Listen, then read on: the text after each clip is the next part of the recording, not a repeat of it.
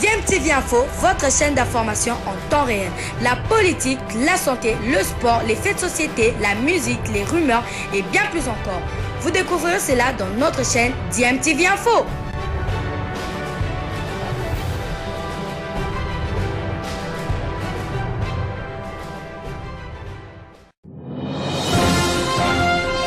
DMTV Breaking News.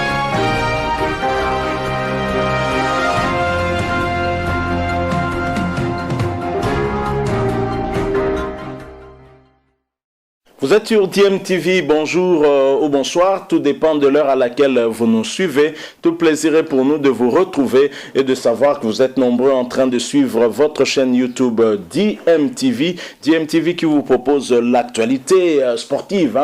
Nous allons revenir sur ces éliminatoires de la CAN Cameroun 2021. La République démocratique du Congo est bien éliminée de cette phase éliminatoire de la CAN Cameroun 2021. Et c'était le jeudi dernier, 25 mars 2021 à Franceville après sa défaite 3-0 face au Gabon, mais également le résultat positif de la Gambie qui a d'office éliminé la RDC. Ce lundi 29 mars 2021, la RDC va recevoir la Gambie en une sorte de match de gala, mais c'est un match officiel quand même. La RDC va peut-être essayer de laver son image après cette humiliation au Gabon, mais en parcourant la toile, on peut se rendre compte qu'il y a certains Congolais qui rêvent peut-être d'une qualification de la République démocratique du Congo au bureau. Et certains parlent d'un cas litigieux, d'une usurpation d'identité d'un joueur gabonais qui serait d'origine congolaise. D'autres,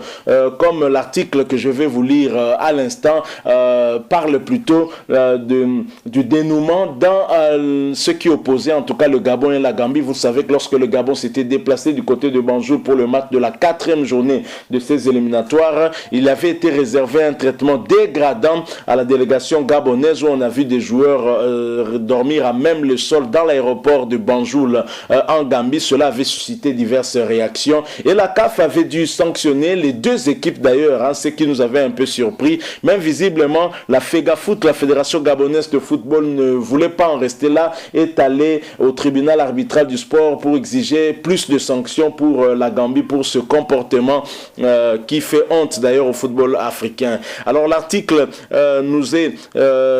c'est un article du CNews que je m'en vais en tout cas à vous lire qui parle de cette affaire Gambie-Gabon dont le verdict du TAS est imminent et la RDC pourrait-elle revenir à la course?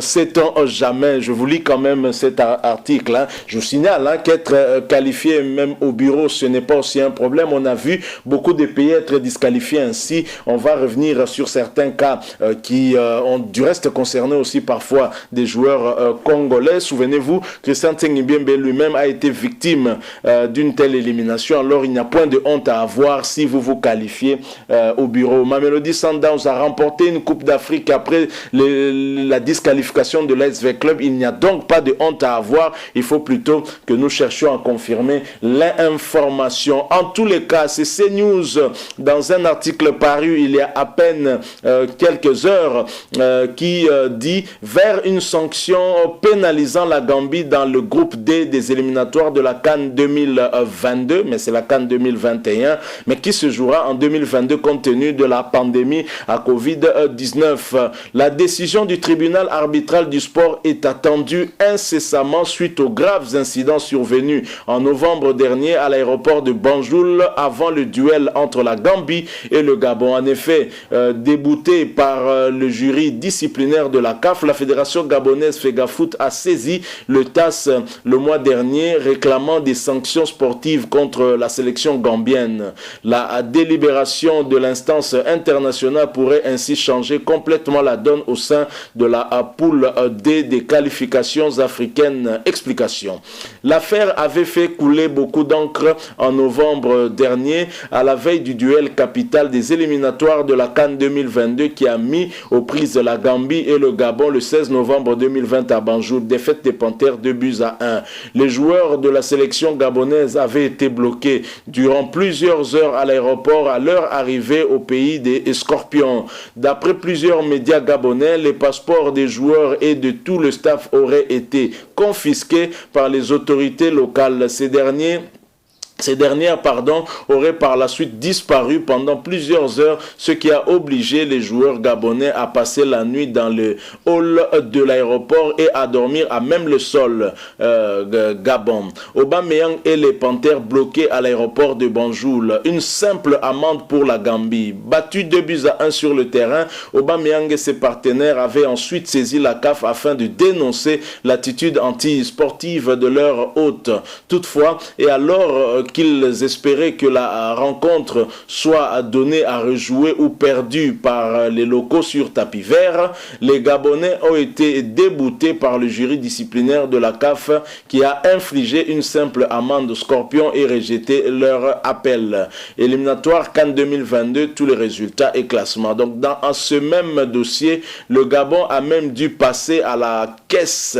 La CAF n'a pas apprécié les tweets postés durant la rétention des joueurs par Pierre-Emerick Aubameyang et a infligé une amende de $10,000 au buteur vedette de la sélection. Sur son compte Twitter, l'attaquant d'Arsenal et le capitaine de la sélection a notamment relaté cet incident dénonçant des pratiques d'intimidation 2020 et on veut que l'Afrique grandisse, ce n'est pas comme ça qu'on va y arriver. Ça nous démotivera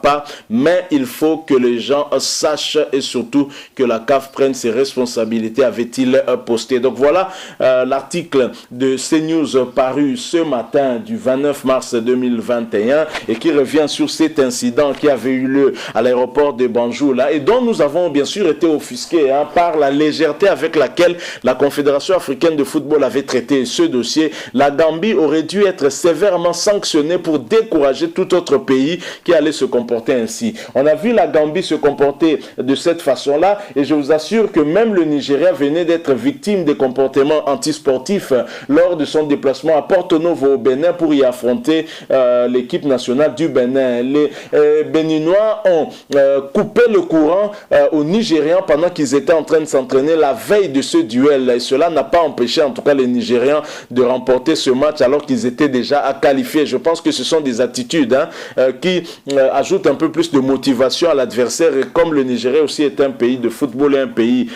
très fort, ils ont réussi quand même à défaire le Bénin et à les battre. Donc c'est une information que nous avons. Bien sûr, le tribunal arbitral au sport, comme son nom du sport, pardon, comme son nom l'indique, est là justement pour l'arbitrage, c'est-à-dire lorsqu'il y a des mauvaises décisions prises, le tribunal arbitral du sport peut trancher et donc soit confirmer la sanction ou l'aggraver. Donc cela dépend. On a vu Ahmad Ahmad, l'ancien président de la CAF, lorsqu'il a été sanctionné par la FIFA, saisir le tribunal arbitral du sport. Sa sanction, qui était beaucoup plus lourde de la FIFA, a été réduite au niveau du tribunal arbitral du sport. Donc des décisions du tribunal arbitral du sport sont effectivement beaucoup plus au-dessus que les décisions des instances qui dirigent le football, notamment la CAF. Si le tribunal arbitral du sport estime que la Gambie devrait être sévèrement sanctionnée, par exemple en lui faisant perdre ce match par forfait, ça signifie qu'il y aura des conséquences sur le classement, même si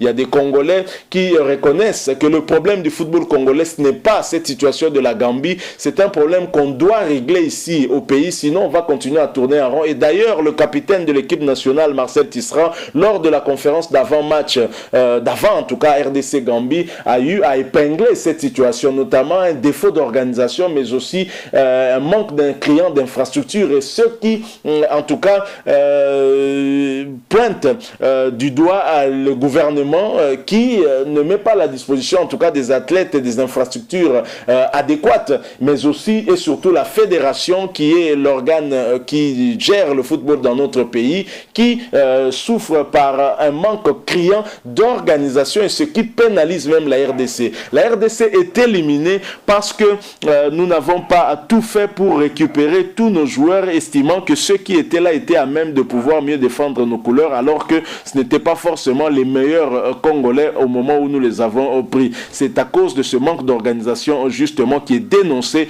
notamment par le capitaine de la République démocratique du Congo. Et Christian Tengibiembe qui devient tel un psychologue qui veut essayer de nous remonter notre morale alors qu'il y a un problème qui est là. Il nous dit que c'est un mal pour le bien, mais que faisons-nous?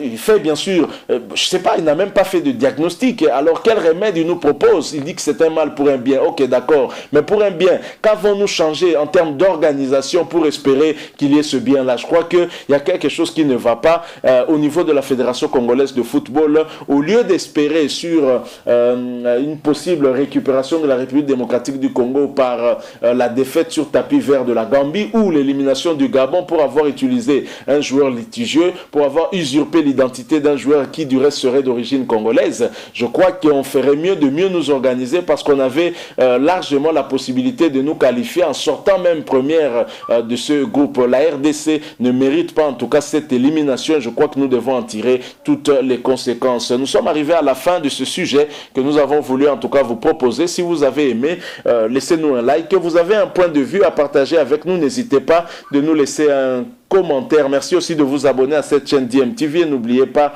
d'activer la notification en cliquant sur cette petite cloche qui vous permettra de ne plus rien manquer des prochaines vidéos que nous allons vous proposer. Encore une fois, merci à vous. Nous espérons vous retrouver très très bientôt, bien entendu, avec un autre sujet d'actualité. En attendant, portez-vous bien et DMTV vous dit au revoir.